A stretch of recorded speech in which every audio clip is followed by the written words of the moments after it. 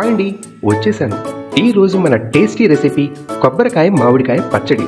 ఇది ఉంటే ఇక వేరే చట్నీల పచ్చళ్ళ ఊసే ఉండదు, ధ్యాసే ఉండదు. మరి దీన్ని పర్ఫెక్ట్ గా రుచిగా ఎలా తయారు చేసుకోవాలో చూసేద్దామా? Let's start.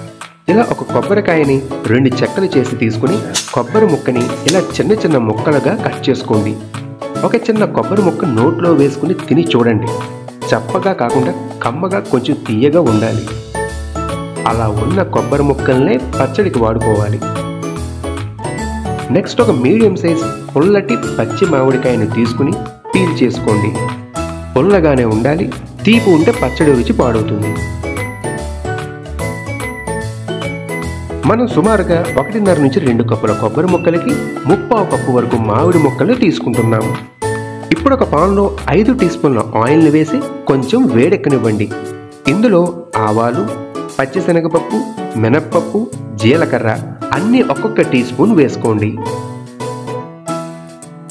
1 నిమిషం పాటు ఇలా వేపుకుని 5 ఎండు మిరపకాయలు వేసి ఫ్రై చేసుకోండి. పచ్చడికి నిజంగా మంచి రుచి వచ్చేది ఈ వేపిన ఎండుమిర్చి వల్లే.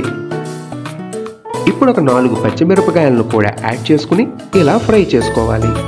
ఇప్పుడు ఇందులో ఒక రొబ్బ కరివేపాకు వేసుకోండి. 1-2 చిటికెల ఇంగువ పొడి వేసి కొంచెం చల్లారనిచ్చి మిక్సర్ జార్లో వేసి కొంచెం నలిగాక కట్టేయండి. ఇప్పుడు ఇదే మిక్సర్ జార్లోకి తరిగి పెట్టుకున్న కొబ్బరి ముక్కలు, మామిడికాయ ముక్కలు వేసుకోవాలి.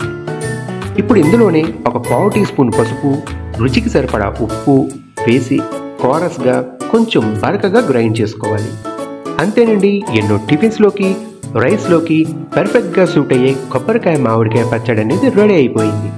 మరి మా రెసిపీ నచ్చితే వీడియోని లైక్ చేసి మర్చిపోకుండా ఛానల్ని సబ్స్క్రైబ్ చేసుకోండి. వేరొక మంచి రెసిపీతో మళ్ళీ కలుద్దాం. మరి సెలవు. Thank you for watching. Have a good day.